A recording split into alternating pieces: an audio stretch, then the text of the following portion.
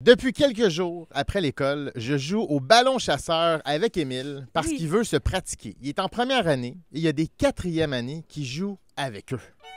Dans mon temps, chaque carré avait un niveau. Il y avait un carré pour les gros. Il y avait toujours un plus grand qui avait une garnotte et qui faisait l'esti de truc des yeux croches.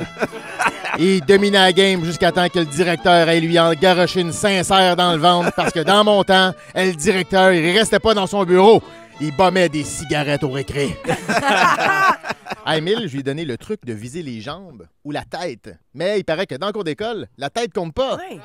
Dans mon temps, la tête, c'était un point bonus. Ah oui! La seule règle, c'était qu'il n'y avait pas de règle. On visait les filles en premier, les petits en deuxième, puis après, on s'essayait sur Joe Léveillé, le doubleur qui nous ramassait une pinotte sur le bord de la face à moins 14 avec un ballon rouge gelé. Ça pinçait! Ça pinçait!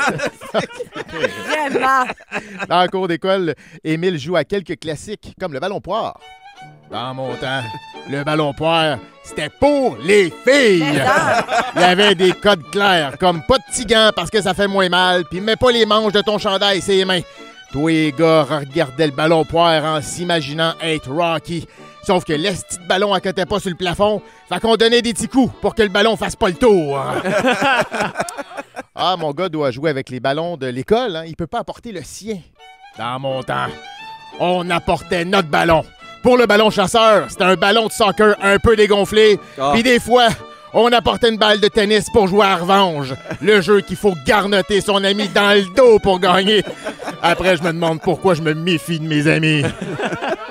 Ah, Émile joue des fois au soccer dans le cours. C'est à la mode, ça. Dans mon temps, personne jouait au soccer. Sauf deux petits amis pas comme les autres. Le plus proche de ce qui se rapprochait du soccer, c'était le kickball. Le seul moyen qu'on a trouvé de jouer au baseball, pas de batte.